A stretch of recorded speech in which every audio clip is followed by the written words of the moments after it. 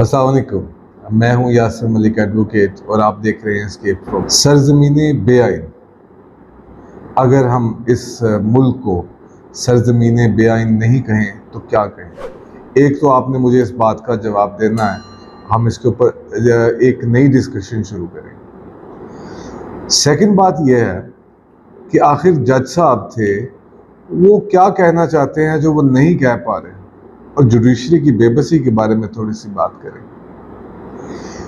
तीसरी बात है कि इमरान खान को जितना चाहे माइनस करना, अब ये इमरान खान को माइनस नहीं कर सकते। इमरान खान अब एक शख्स नहीं, इमरान खान शायद अब एक सोच बन चुका, सो माइनस नहीं हो सकता। और चौथी बात कि यकायक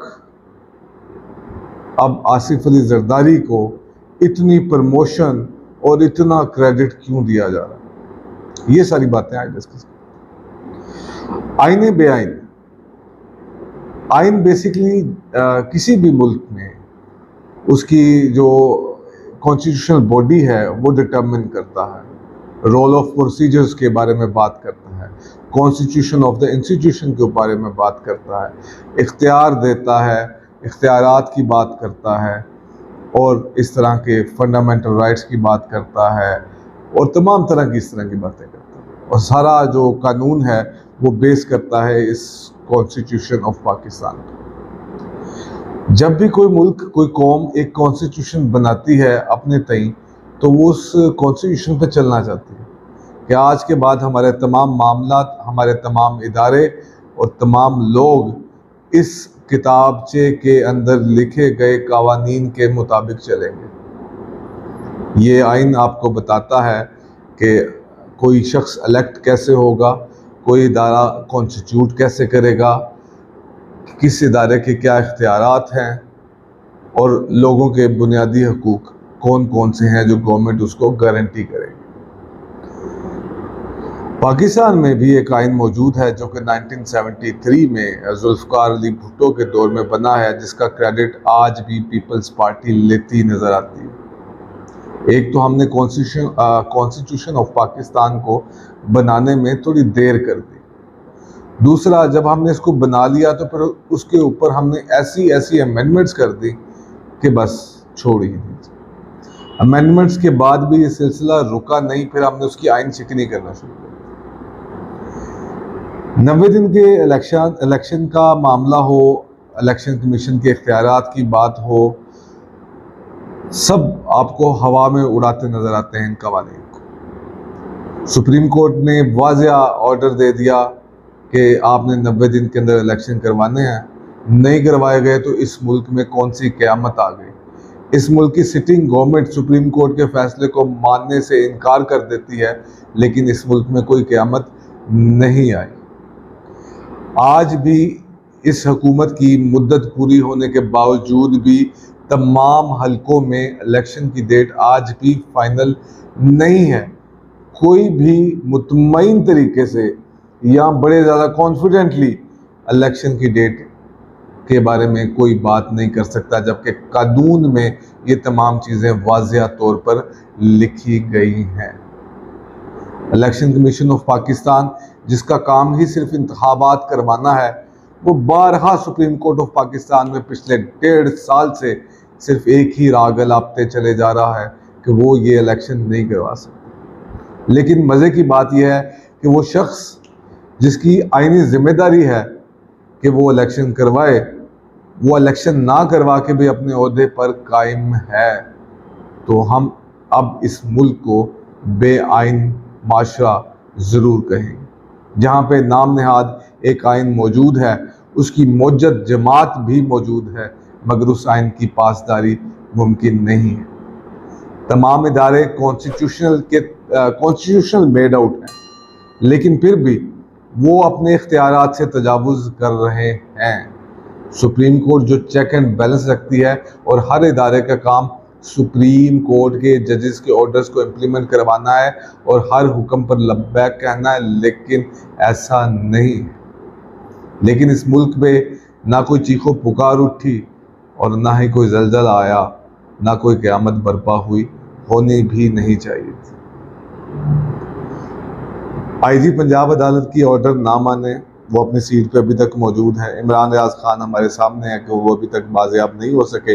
आईजी पंजाब तमाम तर वसाइल रियासती मशीनरी के होते हुए भी इमरान रियाज खान को बाजियाब नहीं करवा सका, लेकिन आज भी वो अपने ओहदे पर कायम है। यहाँ पे इदारे खसारे में जाएं, लेकिन उनके एमडीज और उनके जो चीफ हैं वो अपने इदारों पर कायम है। कोई इनके गिरेबानों तक हाथ नहीं डाल सकता। यहाँ पे कोई पूछगछ नहीं है।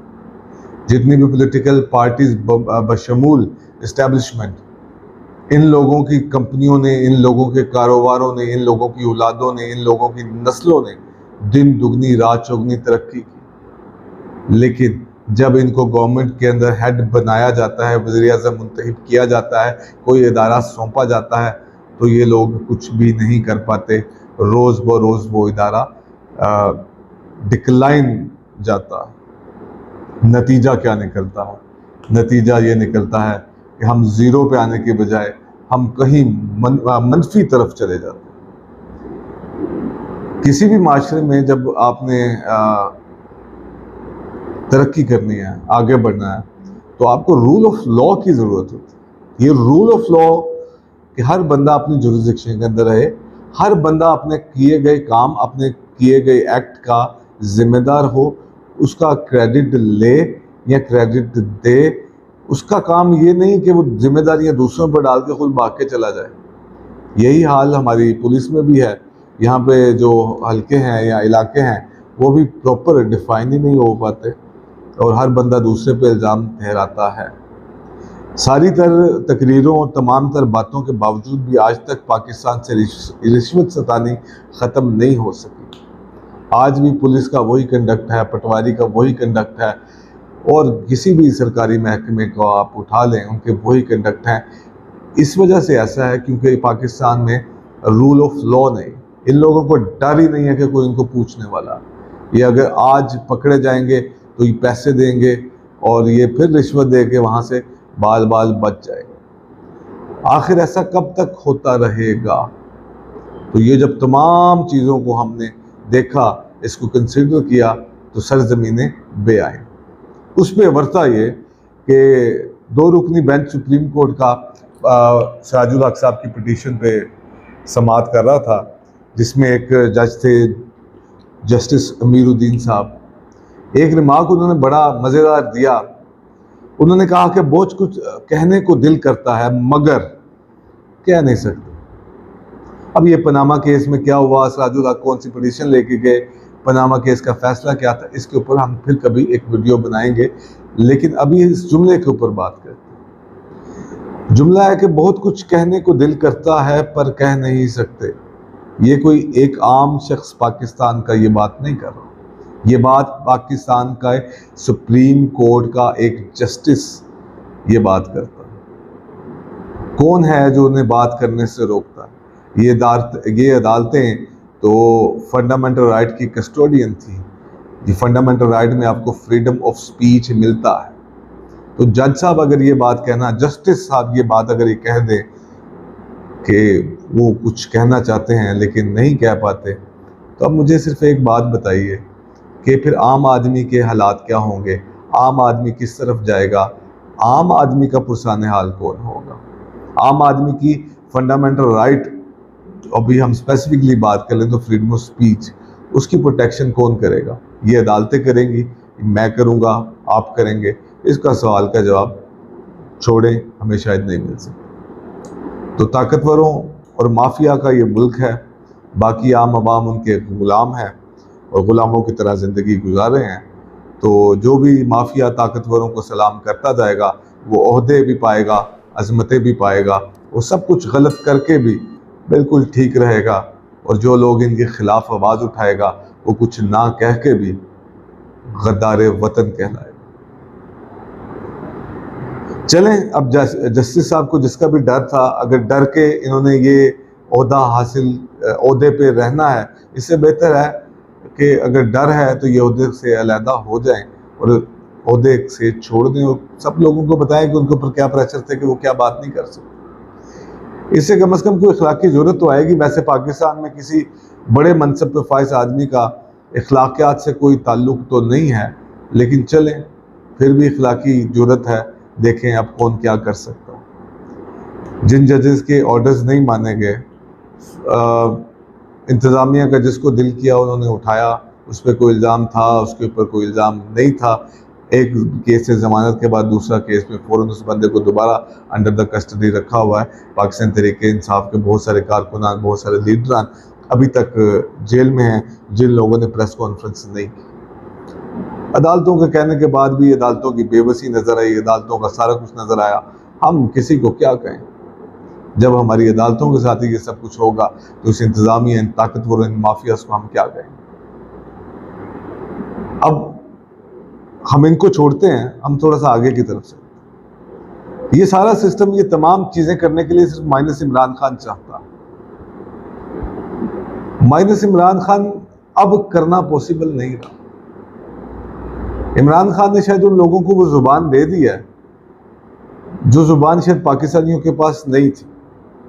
वो बहुत बड़ा लीडर नहीं भी हो सकते, वो कोई अजीम लीडर उसे चले ना भी माने, लेकिन आप एक चीज़ तो उनकी मानेंगे कि उन्होंने लोगों को ज़ुबान दे दी। लोगों ने खुल के उस ज़ुबान का इस्तेमाल करना भी शुरू कर दिया था, मगर अब डर की वजह से कुछ ज़ुबानें थोड़ी सी मध्यम हैं, कुछ शोर थोड़ा सा कम सुनाई देता।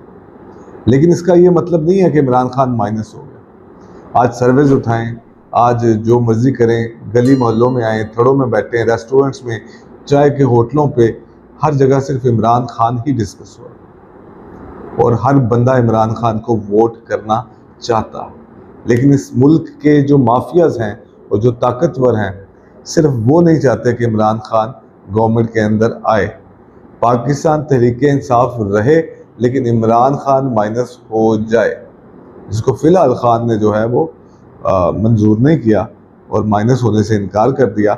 लेकिन अब प्रैक्टिकली इमरान खान को माइनस करना इतना आसान भी नहीं रहा। अब ये ना तो 90s है और ना ही सिर्फ वो पेड मीडिया है जो बहुत ज़्यादा आजकल आसिफ अली जरदारी साहब को प्रोजेक्ट कर रहे हैं। तो खान तो अब माइनस नहीं होने लगा। खान ने शऊर दे दिया, खान ने सोच दे दी। अब मसला ये है कि इलेक्शन तो आखिर करवाने पड़ेंगे, ये तो एक हकीकत बात है, दुनिया को भी तो दिखाना है कुछ कि हमने इलेक्शन करवा लिए हैं। लेकिन अगर वोटर टर्नआउट ना हुआ माइनस इमरान के बाद, अगर लोगों ने फिर भी वोट ना डाला तो फिर क्या करेंगे? तो प्रैक्टिकली अब हर कोई बंद गली में ज़रूर है, किसी को नहीं पता कि जाना किधर है, अब रास्ता कहाँ से निकलेगा। लेकिन इतनी बात श्योर है कि माइनस इमरान खान नहीं होने जा रहा, ना हो सकता है। अब इंटरनेशनल प्रेशर भी डेवलप हो रहे हैं। इसी सारे सिनेरियो के अंदर अगली जो चीज़ थी कि आसिफ अली जरदारी को आजकल बहुत ज़्यादा प्रोजेक्ट किया जा रहा है, पीपल्स पार्टी को, यानी कि दिल में मान लिया गया है, कहीं ड्राइंग रूम्स की किसी पॉलिटिक्स के अंदर इस बात को तस्लीम कर लिया गया है, एक प्लान बना लिया गया है, जैसे तैसे करके आसिफ अली जरदारी को अगला वज़ीर आज़म बना दिया जाए या पीपल्स पार्टी की गवर्नमेंट को फॉर्म कर दिया जाए। लेकिन सड़क पे अवामी जज्बात और हैं, नंबर्स और हैं। 19-20 होता तो मैनेज किया जा सकता था, 17-20 होता तो भी मैनेज किया जा सकता था, अगर 15-20 होता तो भी मैनेज किया जा सकता था। लेकिन मामला अब 3 और 20 का। इस्टेब्लिशमेंट अगर कॉन्फिडेंट होती कि वो ये सब कुछ मैनेज कर लेगी तो ना माइनस इमरान खान की बातें होती और ना ही इलेक्शन में इतना डिले होता। मैनेजमेंट अब इतनी आसान नहीं है। पहले सर चंद कैमरे होते थे, अब हर तरफ कैमरा है, हर शख्स एक सहाफ़ी है और हर शख्स बात कर रहा है। सोशल मीडिया का अपना अपना सब कुछ मौजूद है। आसिफ अली जरदारी को आजकल हीरो ऑफ द नेशन करार देने की टोटली कोशिश की जा रही है, जिनकी वजह से नून लीग के वज़ीर ख़जाना ने या नून लीग की गवर्नमेंट ने अगर इसको बढ़ाया सैलरीज़ को, उसका सारा क्रेडिट जो है वो आसिफ अली जरदारी के खाते में डाल दिया गया। इसी तरह इंटरनेशनल लॉबीज़ काम करती हैं, इसी तरह लोकल लॉबीज़ काम करती हैं। मीडिया के अंदर जो रस्तू और ये तमाम लोग बैठे हैं, अगर ये अपना काम ठीक से करते, सच्ची बात लोगों को बताते, हक की बात करते और हक उठाते, तो शायद हमें भी कैमरा पकड़ के ये बातें करने की ज़रूरत नहीं थी। मतलब आसिफ अली जरदारी की तारीफ मुझे एक बात हजम नहीं हो रही। अब आसिफ अली जरदारी आप लोगों पे छोड़ देते हैं। ये आसिफ अली जरदारी यानी आसिफ अली जरदारी सिंध में भी अगर फ्री एंड फेयर इलेक्शन करवाए जाएं तो ये शायद चंद सीटों से ज़्यादा कुछ ना जीत सके, जो जमहूरियत का सबसे बड़ा अलमदार है। ये फर्रोनियत इस शख्स के अंदर भरी पड़ी है। ये ऐसे गरूर और मुतकब्बराना दावे करता है कि मुझे शायद इसके इंसान होने से जो है वो शक में मैं पड़ जाता हूँ कि ये इंसान नहीं। पता नहीं ये कैसे मुसलमान है, कैसी फरोनियत है इनके चेहरों में, इनके लहजों में, इनके अल्फाजों में। ये जितनी मर्जी लोबियाँ चल जाएं, जितना मर्जी कुछ हो जाए, जब तक तब्दीली आनी है, अगर अल्लाह ताला का प्लान है कि यहाँ कुछ तब्दील होना है, नेशन ने ऊपर उठना है, तो फिर तब्दीली शुरू हो जाती है। उसका एंड एक्सट्रीम लेवल भी आ जाता है, कोई उसको नहीं रोक सकता। इंसान की प्लानिंग कुछ और होती है, अल्लाह की प्लानिंग कुछ और होती है। तो देखें अब ये कहाँ पे निकलता है। ना इमरान माइनस होगा और ना मेरा ओपिनियन है कि एनालिसिस है कि ना आसिफ जरदारी कभी वज़ीर आज़म बनेगा।